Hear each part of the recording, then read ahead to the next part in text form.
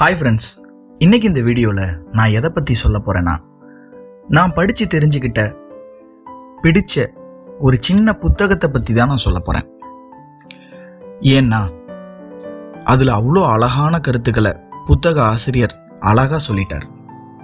புத்தகத்தோட பேர் hello success, வெற்றியின் வாசல் திறந்து வா. தலைப்பிலேயே அழகாக புரிய வச்சிருக்காரு பாருங்க, வெற்றியின் வாசலை திறந்து வா. இதுக்கு அர்த்தம் நம்ம தான் திறக்கணும், தானா திறக்காது. உண்மைதானே?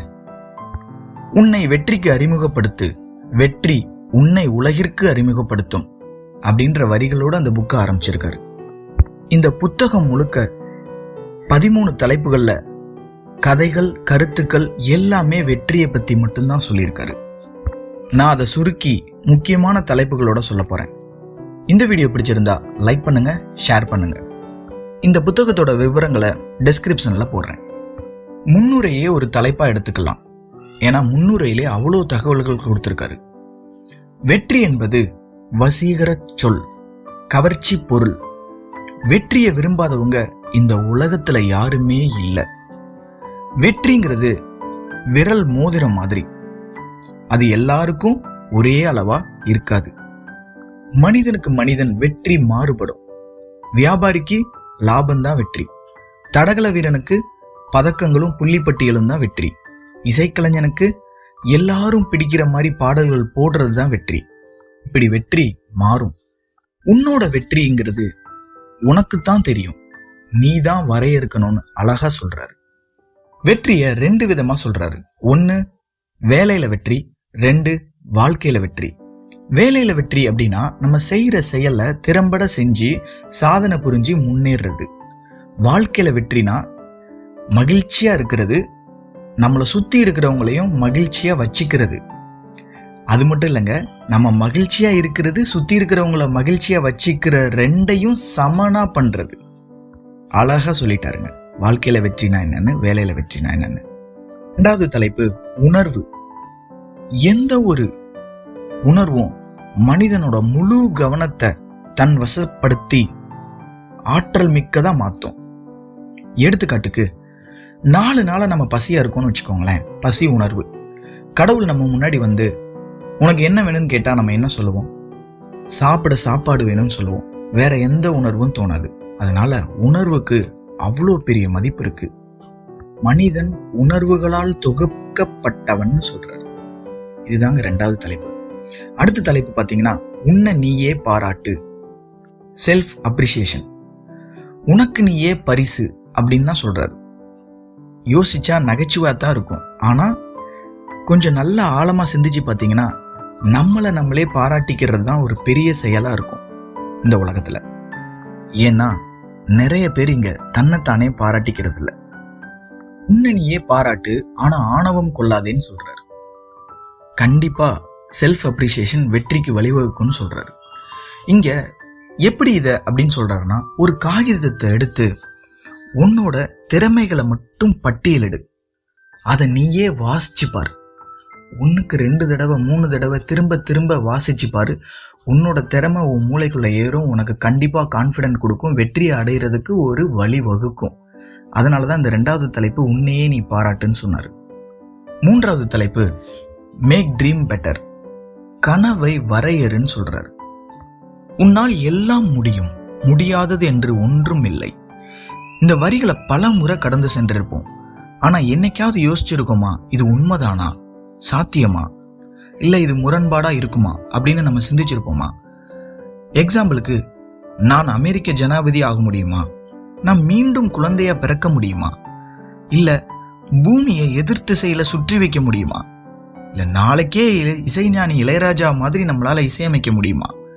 இப்படிலாம் சில கேள்விகள் கேட்டு பதில் சொல்ல முயற்சித்தா கண்டிப்பா பதில் முடியாதுன்னு தான் வரும்.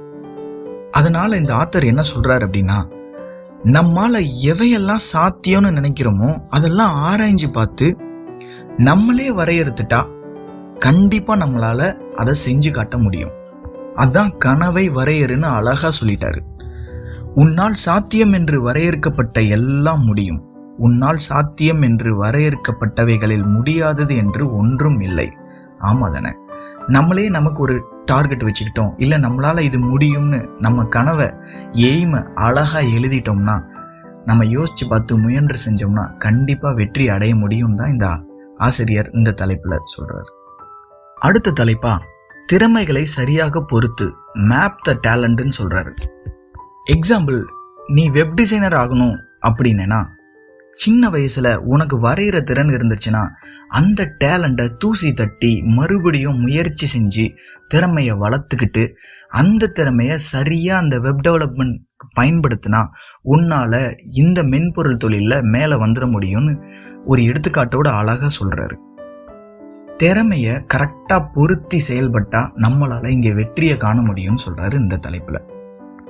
அடுத்த தலைப்பில் பிளான் வெல்லுன்னு சொல்கிறாரு, நல்ல திட்டமிடுதல்னு சொல்கிறாரு. குறிக்கோள் வெற்றி அடைய என்ன செய்யணும்? முதல்ல குறிக்கோளினை அடைய தேவையான அறிவு, திறமை, அனுபவம், கல்வி தகுதி, தொடர்புகள், மனப்பாங்கு, ஊக்கம், நேரம், உறுதி, பணம், இப்படி அது சார்ந்த எல்லாத்தையும் பட்டியலிடுன்னு சொல்கிறாரு. ஒரு பேப்பர் எடுத்து எழுதுன்னு சொல்கிறாரு. அதற்கு பெயர் தான் பிளான்னு சொல்கிறாரு. இது எல்லாத்தையும் எழுதிட்டு சாத்தியக்கூறுகள் அனைத்தையும் வரையறுத்து கண்டிப்பாக நீ என்ன குறிக்கோள் வைக்கிறியோ அதை அடைய முடியும்னு தெளிவாக சொல்கிறார். இங்கே யாருமே பட்டியல் இடுறதில்ல, போகிற போக்கில் மனம் போன போக்கில் ஓடுறோமே தவிர திட்டத்தை சரியாக வரையறுக்கலை. இந்த தலைப்பில் வெற்றிக்கு அடிப்படை திட்டம்னு அழகாக சொல்கிறாரு. அடுத்த தலைப்பு செய், வெற்றி பெறு, டூ கெட் சக்சஸ். இதில் ஒரு ஆத்திச்சூடியை அடிக்கோள் காட்டி தான் ஆரம்பிக்கிறார். தூக்கி வினை செய். ஒரு செயலை தொடங்குறதுக்கு முன்னாடி நல்லா பல முறை ஆராய்ஞ்சு செய் அப்படிங்கிறது ஆத்திச்சூடி. அதை அடிக்கோள் காட்டி தான் இவர் இந்த தலைப்பை எழுதியிருக்காரு. உன் குறிக்கோளும் அதுக்கான சிறு சிறு திட்டங்களும் அதனை செயல்படுத்த தேவையான காலம், கருவி, செயல்முறை, அறிவு, இப்படி எல்லாமே நீ ஏற்கனவே வரையறுச்சிட்ட. நீ இப்போ செய்ய வேண்டியது எல்லாம் அதை செயல்ல செய்யணும். ஓடு ஓடு, நட நட, உழை உழை, என்றும் ஓய்ந்திருக்காதே, தேங்கி நின்று விடாதே.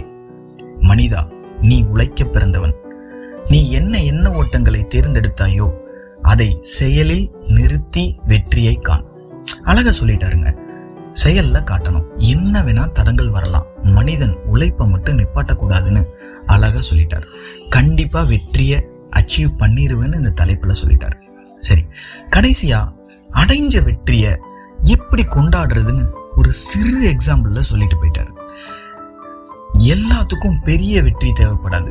சிறு சிறு வெற்றியில நீ மகிழ்ச்சி காண், ஹாப்பியா இரு, be happy in small things அப்படின்னு அழகா சொல்றாரு. எக்ஸாம்பிளுக்கு, இன்னைக்கு நான் எத்தனை முறை சிரிச்சேன், மகிழ்ச்சியா இருந்தேன். அது சிறு வெற்றியா கூட இருக்கலாம்.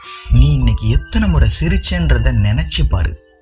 நீ எப்படி சிரிச்சேங்கிறத நினைச்சு பாரு. அதுவே ஒரு பெரிய வெற்றி உனக்கு. இந்த வெற்றி என்றென்றும் உன் வாழ்க்கையில தொடரட்டும்னு இந்த புக்கை எளிமையான நடையில எக்ஸ்பிளைன் பண்ணி முடிச்சிருக்காரு. கண்டிப்பா இந்த புக்கு பிடிச்சிருந்தா லைக் பண்ணுங்க, ஷேர் பண்ணுங்க. இன்னொரு வீடியோல இன்னொரு புத்தகத்தோட கண்டிப்பா உங்களிடம் விடைபெறுவது மீனாட்சி சுந்தரம். நன்றி.